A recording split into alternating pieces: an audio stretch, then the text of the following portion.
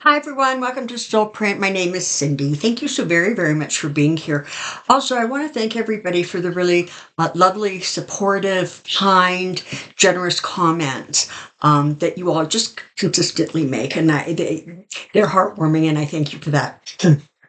As does Kathy, and as does Joyce, and as does Beth. So let's get cracking here. For those of you who have been watching me for a long time know that I have like zero tolerance for 45's voice. And in fact, I have zero tolerance for his face. And my cable company allows me to pause a program for a significant period of time so that then when I'm watching things, I can just literally zip past his face and his voice. It's like a visceral reaction I have. So the other day, I don't know, I guess I hadn't paused the TV or something, but in any case, there was his face on the TV screen. And I looked at it because what I was seeing was not sort of what I remembered seeing in his eyes before. So I want to take a look at that because energetically, what I see, it reminds like dead eyes, almost like shark eyes. The only emotion that reads is three: anger, revenge, cruelty. That's it. You know who else has eyes like that? A guy in Russia. So what I'm saying is, what I'm seeing is that while all of those behaviors and traits were really a fundamental part of who he is and has always been, what I'm seeing now is like a ramping up. It really is as if, and I do not say this lightly, but it is if his soul has just become so dark that there is literally no light or life that comes through those eyes. For anybody who has been fortunate, I guess, or unfortunate enough to see somebody who has died with their eyes open and the eyes just go blank. That's what Trump's eyes look like these days. So what's going on with him, Spirit?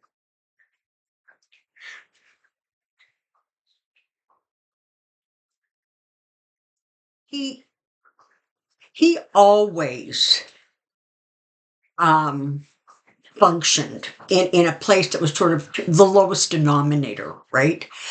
But what's going on now is that he has like gotten permission.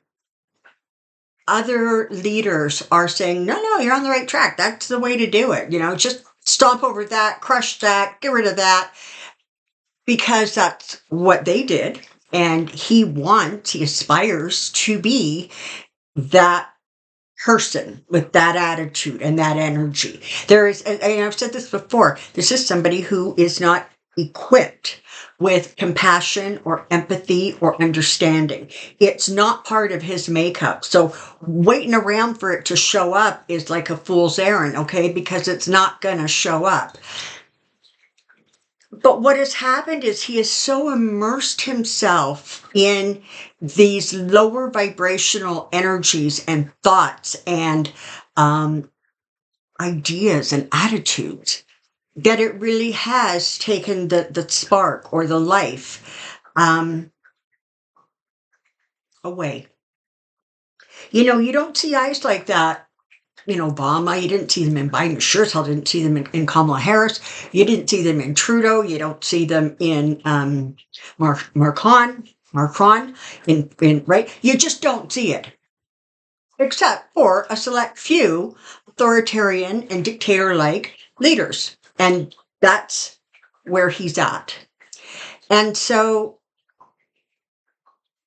what I want to know is there more going on than simply he's he's surrounded by a bunch of people who are supporting this and encouraging this. Just there's something else going on.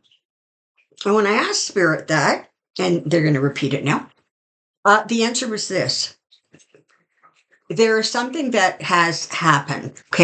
I don't know what it is. I can probably guess, and so can you. But there's something that's happened that has caused him to sort of reflect on his own mortality. And he has decided that he needs to make a really big mark in this world, because he needs to prove to all of the distractors that he really is strong and he really is tough and he is beloved.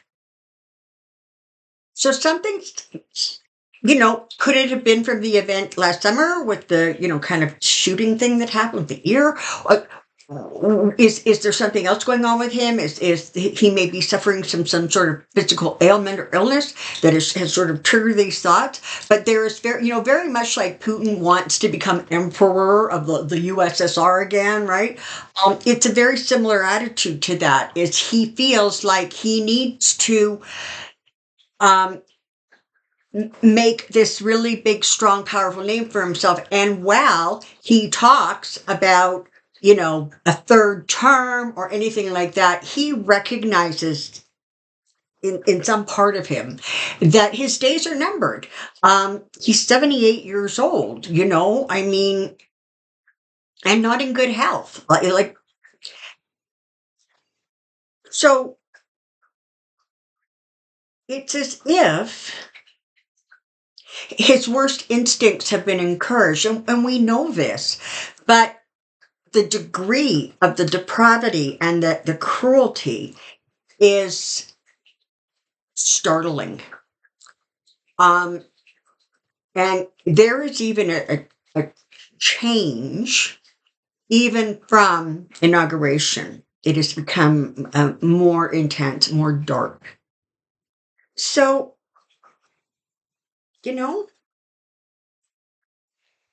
that's an unfortunate thing for any soul, anywhere on the planet. For those who are incredibly generous of spirit, sending him light and prayers is brilliant.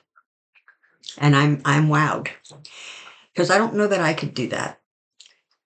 One of the things that we're going to want to be mindful of is, I didn't realize this, but in his inauguration speech, he said that part of what he was going to do with this term of this presidency was expand U.S. territory. Let's think about that for a second, shall we? How does he plan on doing that? Well, as of right now, it certainly looks like he's taking a page out of the Russian guy's playbook, because it worked. It worked for him. He got to invade a country. He got to scoop up a whole chunk of land years ago that there was no help coming from the world. It was the Ukrainians trying to hold on to Crimea. And now he's just taking another big chunk. And 45 is looking at that and going, really, that didn't look that hard. And Trump has always had sort of a really inflated idea of the U.S. military. And I'm not saying they're not formidable or anything like that, but he views them as his. Literally, it's toy soldiers that he can move around the world. And so for him, this is doable. And I think that's what we need to recognize, is that he has gone to a place where there is nothing beyond what he will do, tackle, try. I mean, this is somebody who, as soon as a judge doesn't, he doesn't like what a judge says, he's screaming about impeaching him. And who the hell did this judge think he is? And nobody has the right to question the president's behavior or actions. Thanks, SCOTUS. That was amazing. You did a really good job with that one, because he is now unhinged and he is now untethered. So I think that the kind of energy that rolls around in him, surrounds him, envelops him, is not sustainable. At some point, that degree of evil starts to crumble mentally, physically, the disintegration, because the human spirit was not ever intended to function in that kind of energy. We are beings of light, and we are meant to function in the light. And when you have a situation where somebody has gone so dark, they've made those choices. They will deal with the consequences of it. But I think it's important to recognize, and we know this. The more threatened he feels, the more vicious he becomes. The more he feels like he is being made fun of or laughed at, the more vicious he becomes. So I don't,